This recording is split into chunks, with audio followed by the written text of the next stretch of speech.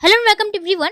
आज देखने वाले हैं इम्पोर्टेंट एमसीक्यू साहित्यकार, लेखक और कवि के ऊपर, जो कि आप लोग एग्जाम के लिए इम्पोर्टेंट है। जो आप लोग को सिलेबस में है उन्हीं के लेखक साहित्यकार के बारे में हम लोग पढ़ेंगे।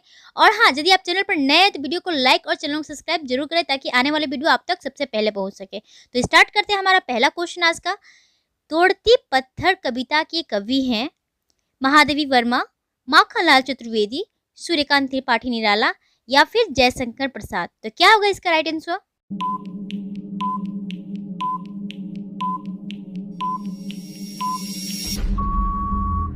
यस, इसका राइट आंसर आपका हो जाएगा सूर्यकांत त्रिपाठी निराला। ये जो आपका तोड़ती पत्थर कविता है, ये कविता के कवि हो जाते हैं सूर्यकांत त्रिपाठी निराला। अब नेक्स्ट क्वेश्चन देखेंगे, अशोक के फूल नामक निबंध के रचनाकार कौन है? कुबेरनाथ राय, गुलाब राय, Ramchandra Shukla and next option आ जाता है हजारी प्रसाद द्विवेदी। तो क्या होगा इसका सही आंसर?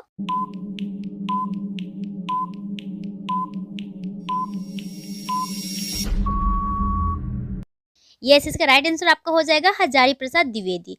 ये जो अशोक के फूल नामक निबंध संग्रह है, इस संग्रह के निबंधकार हो जाते हैं हजारी प्रसाद द्विवेदी। अब नेक्स्ट क्वेश्चन देखेंगे, कबीर को बाड़ी का डिक्टेटर किस समीक्षक ने कहा है? बहुत ज़्यादा इंपॉर्टेंट हो जाता है आप लोग के लिए। ऑप्शन है Acharya Ramchandra Shukla, Hazari Prasad Dwivedi, Pitambar Dutt Barthwal and option number 4 Acharya Shyam Sundar Das. ये आप लोग को जो कबीर दास के बारे में बताया गया था, जीवनी परिचय और उनके बारे में उनके साहित्यिक परिचय, उसमें ये चीज़ आप लोगों को बताया गया है। यदि आपने वो वीडियो देखा होगा तो इसलिए आप लोग इसका राइट आंसर बता सकेंगे। तो क्या होगा इसका करेक्ट आंसर?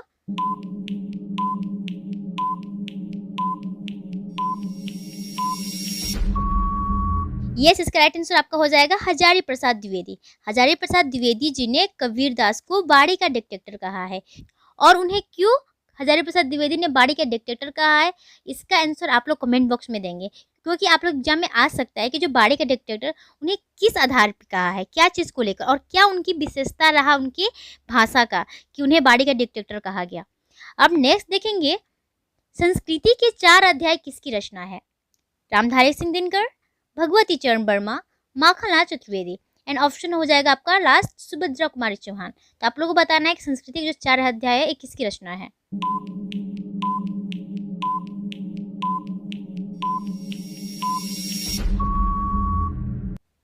यस, इसका राइट आंसर हो जाएगा आपका रामधारी सिंह दिनकर। रामधारी सिंह दिनकर जी का रचना है संस्कृति के 4 अध्याय। अब नेक्स्ट क्वेश्चन आता है, झरना काव्य संग्रह के रचनाकार हैं Sohanlal Dwivedi, Mahadevi Verma, Jaishankar Prasad and next option आ जाता है सुभद्रा कुमारी चौहान। तो क्या होगा इसका राइट आंसर?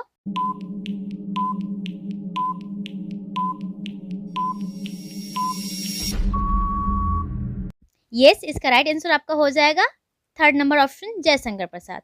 अब देखेंगे अगला क्वेश्चन।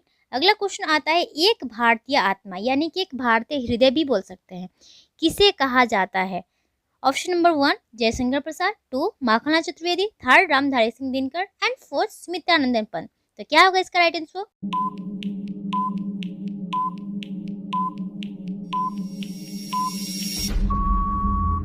यस, इसका राइट आंसर हो जाएगा ऑप्शन नंबर 2 माखनलाल चतुर्वेदी। ये आप लोग के लिए इंपॉर्टेंट हो जाता है, क्योंकि जो आपका एक भारतीय आत्मा यानी कि एक भारतीय हृदय भी बोल सकते हैं, ये माखनलाल चतुर्वेदी जी को कहा गया है और मैक्सिमम ये एग्जाम में आता ही रहता है। अब नेक्स्ट देखेंगे, भारत भारती काव्य की रचनाकार हैं नरेश मेहता, धर्मवीर भारती, मैथिली शरण गुप्त, स्मितानंदन पंत। तो क्या होगा इसका सही आंसर?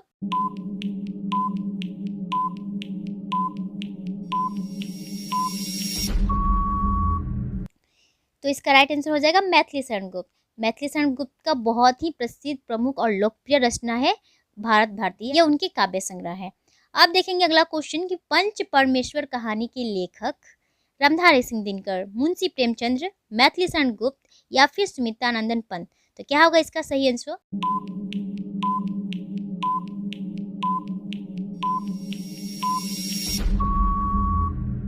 तो इसका राइट आंसर हो जाएगा ऑप्शन नंबर 2 मुंशी प्रेमचंद्र। मुंशी प्रेमचंद्र का यह पंच परमेश्वर कहानी है।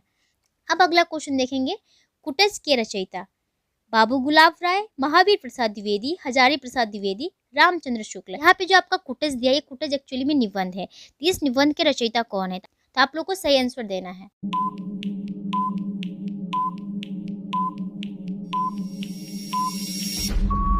तो इसका राइट आंसर हो जाएगा option number third, Hazari Prasad Dwivedi. Hazari Prasad Dwivedi ji का यह इंपॉर्टेंट जो कि आप लोग का प्रमुख है कुटज नामक रचना। अब आता है अगला क्वेश्चन। आंसू काव्य के रचनाकार हैं सुमित्रानंदन पंत, जयशंकर प्रसाद, निराला और मैथिली शरण गुप्त। तो क्या होगा इसका करेक्ट आंसर?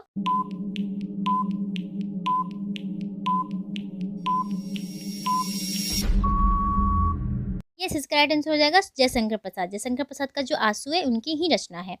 अब देखेंगे अगला क्वेश्चन कि प्रकृति के सुकुमार कवि किसे कहा जाता है। ये तो बहुत ज़्यादा इंपॉर्टेंट हो जाता है आप लोग के लिए। जयशंकर प्रसाद, सुमित्रानंदन पंत, महादेवी वर्मा, निराला, ये आप लोगों को बताया जा चुका है। यदि आपने वो वीडियो नहीं देखा है तो आज ही जाके देख लीजिए, क्योंकि आप लोग एग्जाम में यहाँ से क्वेश्चन आता ही आता है। आप लोग का जितना ही आसाम टेट का सिलेबस में है साहित्यकार के बारे में, उन सब के बारे में आप लोग का वीडियो बनाया जा चुका है।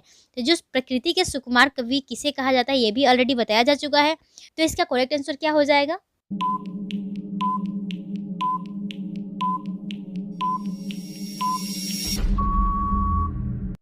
यस, इसका राइट आंसर हो जाएगा सुमित्रानंदन पंत। ऑप्शन नंबर 2 सही हो जाएगा। सुमित्रानंदन पंत को क्या बोलते हैं? प्रकृति के सुकुमार कवि। अब आता है अगला क्वेश्चन।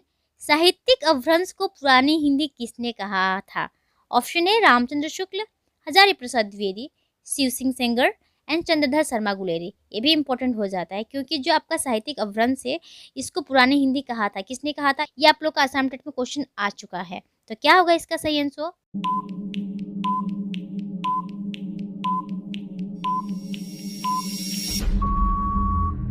यस, हो जाएगा ऑप्शन नंबर 4 चंद्रधर शर्मा गुलेरी। चंद्रधर शर्मा गुलेरी ने साहित्यिक अपभ्रंश को क्या बोला है? पुरानी हिंदी। अब आता है अगला क्वेश्चन। द्विवेदी युग का नामकरण किसके नाम पर हुआ है? ये भी आप लोगों को बताया जा चुका है। Option number 1 Shanti Priya Dwivedi, option number 2 Mahavir Prasad Dwivedi, option number 3 Hazari Prasad Dwivedi and next आ जाता है राम अवध द्विवेदी। तो कौन सा इसका सही आंसर हो जाएगा?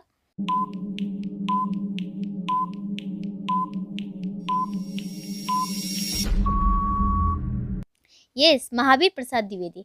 महावीर प्रसाद द्विवेदी के नाम से ही एक द्विवेदी युग, जो कि आपको भारतेंदु युग के बाद आता है नेक्स्ट द्विवेदी युग, तो इनके नाम से ही रखा गया द्विवेदी युग। और भारतेंदु युग किसके नाम से रखा गया? तो भारतेंदु हरिश्चंद्र के नाम से रखा गया है, इतना याद रखिएगा। अब आता है अगला क्वेश्चन की कथा सम्राट किसे कहा जाता है? कथा सम्राट यानी कि कहानी सम्राट। तो आता है ऑप्शन प्रेमचंद्र, जनेन्द्र कुमार, अज्ञे या फिर फणीश्वर नाथ रेणु। तो कौन सा होगा इसका सही आंसर?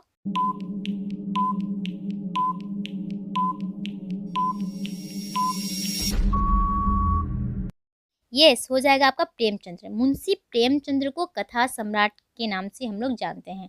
अब आता है अगला क्वेश्चन की अपभ्रंश का वाल्मीकि किसे कहा जाता है? जो आपका अपभ्रंश हम लोग को पढ़ना है ना हिंदी भाषा में, तो यहाँ से बोला जाता है कि जो अपभ्रंश का वाल्मीकि मतलब कि उसका मेन जो कवि लेखक जो है किसको माना जाता है? पुष्पदत्त को, धनपाल को, सलीस भद्रसूरी को या फिर स्वयंभू को?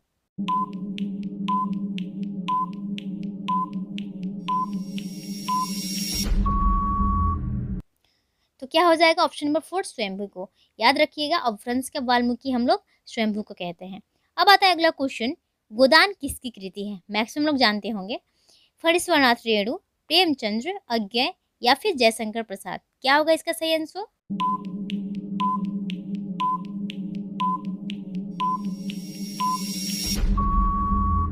यस, हो जाएगा आपका प्रेमचंद्र। प्रेमचंद्र का ये गोदान कृति है। अब आप लोग ये बताएंगे गोदान क्या है? कहानी है ना, उपन्यास है ना, नाटक है, क्या है? प्रेमचंद्र जी का है किंतु कृति है ये।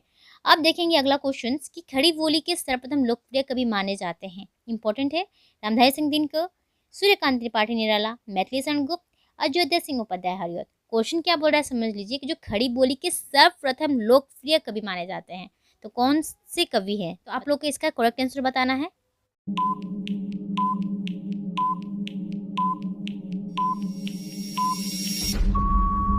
हो जाएगा अयोध्या सिंह उपाध्याय हरिऔध। अयोध्या सिंह उपाध्याय हरिऔध को खड़ी बोली के सर्वप्रथम लोकप्रिय कवि माने जाते हैं। अब आता है अगला क्वेश्चन कि मजदूरी और प्रेम नामक निबंध के रचनाकार हैं सरदार पूर्ण सिंह, बालकृष्ण भट्ट, प्रताप नारायण सिंह, रामचंद्र शुक्ल।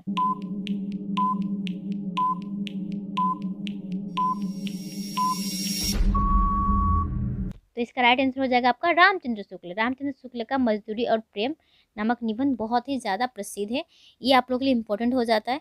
अब देखेंगे अगला क्वेश्चन कि तुलसीदास ने अपनी रचना में किसका वर्णन किया है? शिव का, कृष्ण का, राम का या फिर विष्णु का? तो क्या होगा इसका सही आंसर?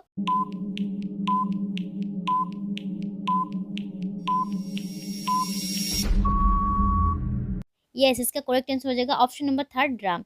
उन्होंने अपनी सारी रचनाओं में मुख्य जो बोला जाता है महत्व किसको दिए हैं? तो श्री राम को दिए हैं। अब आता है अगला क्वेश्चन की यामा के रचयिता कौन है? सुमित्रानंदन पंत, सुभद्रा कुमारी चौहान, महादेवी वर्मा, मीराबाई। तो क्या होगा इसका सही ऑप्शन?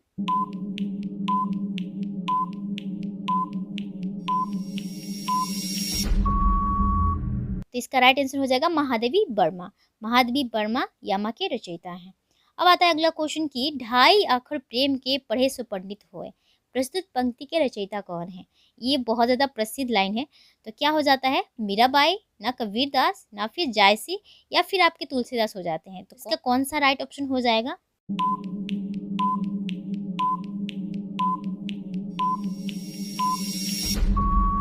यस, इसका राइट आंसर हो जाएगा आपका कबीरदास। कबीरदास का ये बहुत ज़्यादा लोकप्रिय पंक्तियाँ हो जाती है क्या कि ढाई आखर प्रेम के पढ़े सो पंडित होए। ठीक है ना। अब आता है अगला क्वेश्चन की भिक्षुक कविता के रचयिता हैं प्रसाद यानी कि जयशंकर प्रसाद, पंत यानी कि सुमित्रानंदन पंत, थर्ड में महादेवी वर्मा, फोर्थ में निराला मीन्स सूर्यकांत त्रिपाठी निराला। तो भिक्षुक जो कविता है इसके रचनाकार कौन है?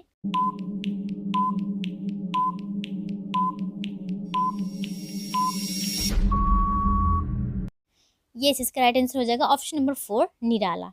निराला भिक्षुक नामक कविता के रचयिता हैं।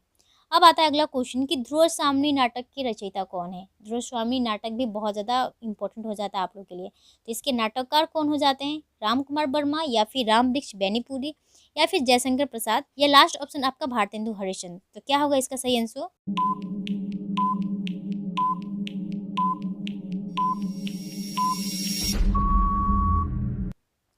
यस, हो जाएगा आपका option number third, Jaishankar Prasad.